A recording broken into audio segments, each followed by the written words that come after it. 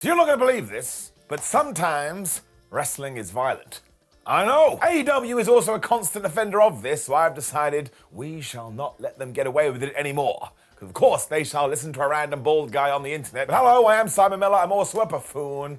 And that's right, strap yourselves in, because we are about to talk violence in All Elite Wrestling. Number 10, Swerve gets daddy ass. That was not the best way to say that. I mean, go and say that to somebody today who does not watch pro wrestling and they will look at you like this, but it does tie in to the rise of Swerve Strickland. Because when he did join AEW in 2022 and started a tag team with Keith Lee, I don't think anybody expected him to get to where he did do, and more fool us. You look at Swerve now, he was always destined for greatness. Of course, the story between him and Keith was, can they coexist? Because pro wrestling loves that one. And before long, given we did have two teams, they came up against the Acclaimed and daddy ass. As Max Camper, Anthony Bowens and Billy Gunn did enjoy scissoring though, Strickland decided, I wonder if I could kidnap Billy Gunn and, torture him just a little bit. And because the police never get involved in pro wrestling, that's exactly what he did. But at one point, we even insinuated that Strickland had used pliers to rip off Billy's fingers. I think you should do that. Now, we can't have gone through with this because, of course, Bill did still have his hand the next week, but you were meant to left thinking, Swerve Strickland is totally screwed up. So it was almost the thought of violence rather than violence itself, which sometimes can actually be more effective. But don't worry, we are going to talk about Swerve later. He's definitely done visual violence. But still, it was a nice place to start. Number 9, Britt Baker and Thunder Rosa changed the game. Women in a hardcore match. However will we continue to exist as a society? Because this is the internet, I'm being sarcastic. Really though, we all need to grow up because what's good enough for men is obviously good enough for women. And if you need proof, go and watch this. This was a proper lights out unsanctioned match back on Dynamite in 2021. And look, yes, sure, in Western professional wrestling, females doing this did cause some mixed reactions, because some individuals had never seen anything like this before. They're also the first women to main event a Wednesday night, and it gave us so many iconic moments. Look at this image. If you can look at that and not feel a little bit oogly boogly in your tum-tum, you're a stronger human than I. So as you can tell, it was filled with blood, but also it was so violent. But listen, man, it was a proper feud, and if you wanted to sit down and go, wow, Thunder Rosa and Britt Baker really hate each other, Exhibit A. Both really deserve praise for what they did put themselves through here, because they did move the conversation forward. Ever since this moment, AEW has opened the door, and that's what we should always do. And if it's not for you, just don't watch it. But should they have the opportunity, you bet your ass. Number 8, Codys 10 whips.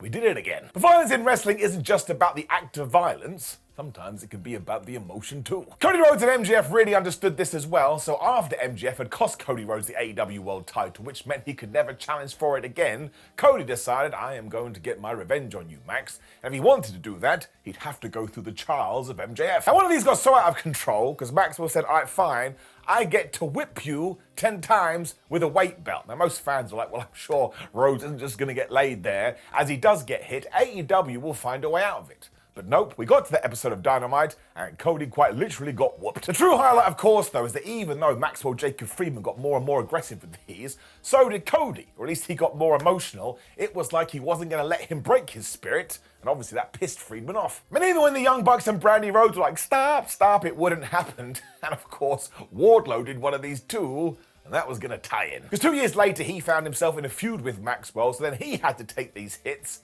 but he stood there like a superhero, as if to say, I'm really big, and you can't get to my man meat. So talk about cold, but it just told you there is more than one way to crack an egg, and all of this just made you feel, man. And how did we do it?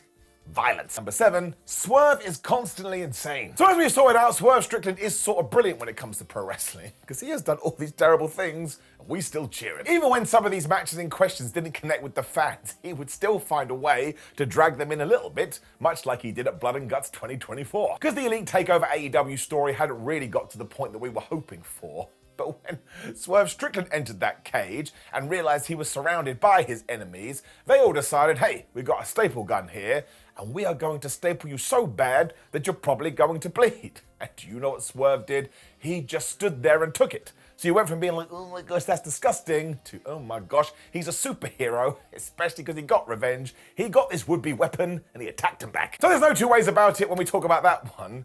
Taking a staple gun and putting the staple into someone's skin so the red stuff comes out, well, that's totally flubbed up. But it certainly got a reaction out of me. Number 6, Darby Allen really likes Stone Cold Steve Austin's entrance music. So I'm being facetious. I'm talking about the glass break. Because at Revolution, when Sting decided he was going to retire, of course he teamed with his best friend Darby Allen to take on the Young Bucks. Darby must have woken up that morning and said, you know what? I've got to do right by my fake dad. So after laying Nick Jackson on a plane of class, Allen climbed the tallest ladder you'd ever seen, and he dove onto his would-be opponent, who moved, and Darby Allen went smashing through this thing.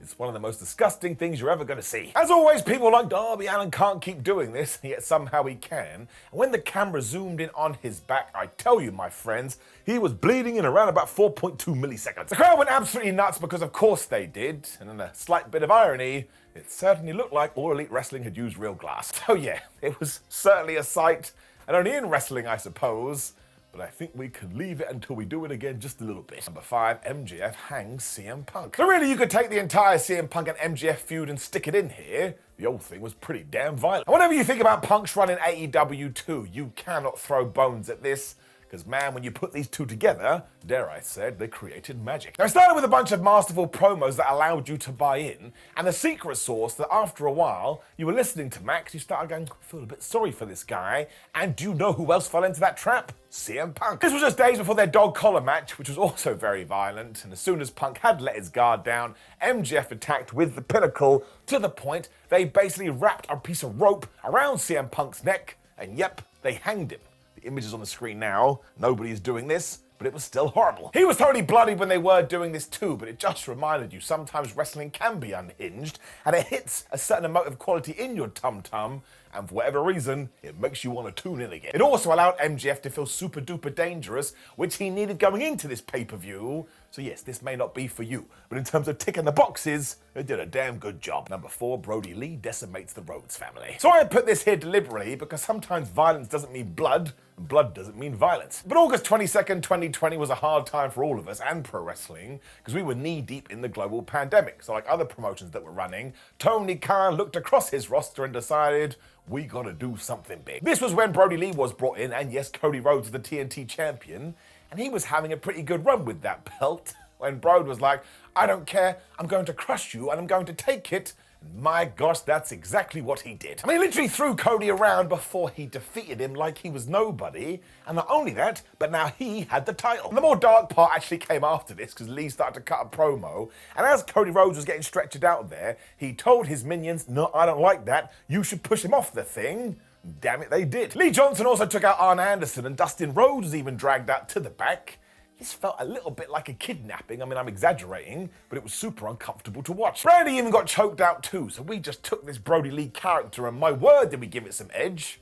Not Adam Copeland, he'd be there in a couple of years. Here's another reason though why Brody Lee's tragic so early on was such a loss. Obviously that's way more important than anything we ever do in wrestling, but we were just getting started with this persona.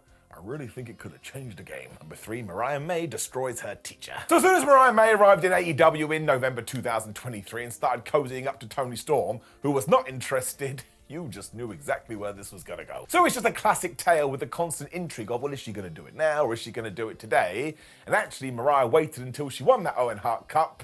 My gosh, she didn't wait another second. So even though you could have anticipated this, I don't think anybody expected AEW to go this far, because as soon as she grabbed the Owen Hart Cup, she turned around and she bludgeoned Toni Storm to the point the Timeless One was wailing. That's right, she was screaming as if she was gonna die. May even made it poetic because she got the shoe that Toni talked about all the time, and she whacked her right in the hole where the blood was coming from. Still makes me feel a bit queasy. The belt shot she gave her too were just so uncomfortable, and you're a bit like, can somebody come out here to stop this? Because it just got more and more insane. It really will go down as one of the best moments in AEW history though, because not only did you get the heel turn, but it just had emotion pouring out the wham. So once again, yeah, without the blood and without the violence, I don't think you achieve that. That's why sometimes you just gotta do it. Number 2, John Moxley suffocates Bryan Danielson. So this was controversial. Can't argue that. I mean, John Moxley literally woke up one day and went, yep, I'm going to murder my best friend. Now, it was actually based on an old school angle, but let's just be honest here. New fans aren't going to remember that. It's one of the reasons why you can pull from old wrestling. It feels like it's new again. It was also post All Out 2024 when Bryan Danielson had just retained his AEW World title versus Jack Perry, when he just had to go through hell. Because when Blackpool Combat member Claudio Castagnoli smacked him right in the balls, he couldn't believe it. Then that got even worse, because Moxley snuck up from behind him and he had a plastic bag and he choked him Honestly, my life flashed before my eyes, and I wasn't even involved. What really made this hit home, though, is that Wheeler Yuta, another member of the Blackpool Combat Club, hadn't been clued up about this, so he too is in the corner, just crying his eyes out. So that just added to how horrendous this was. It was like he was watching his best friend die. So I get why people thought this was excessive, and I totally understand if it's not for you, but it goes to show AEW is happy to cross that line, and as many people that are like, oh man, yeah, this cool wrestling is the best, more are gonna be like, oh my gosh, I can't handle it.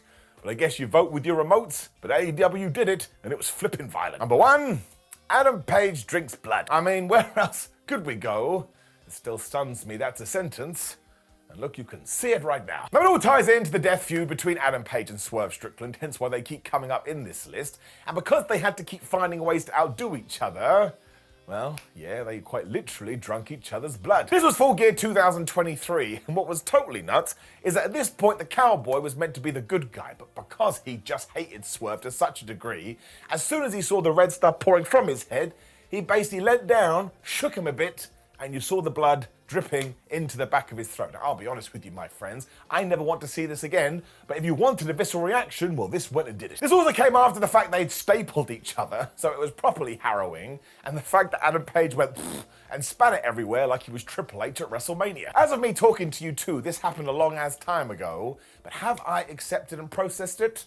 No, I haven't. I do want to give props to AEW, though, for always backing up their stipulations, because from time and loyalty alone, now you know. If they tell you it's going to be violent, they tell you it's going to be brutal, and they tell you it's going to be nuts, that's exactly what you are going to get. There ain't no mucking around here, my buddies, so you better prepare yourself, or don't watch at all. But yeah, when another man becomes a vampire, and we're talking about violence, that is number 1. Now, amazingly, there's even more moments than this that you could drop in the comment below to let me know other times AEW went violent, and it's perfectly fine. Again, you're allowed to choose with your remote control. Like the video, share it, and subscribe. And there's a video on the screen. Why don't you click it? Otherwise, my friends, I appreciate you. Thank you for joining me as always. I hope you have a terrific day. See you soon.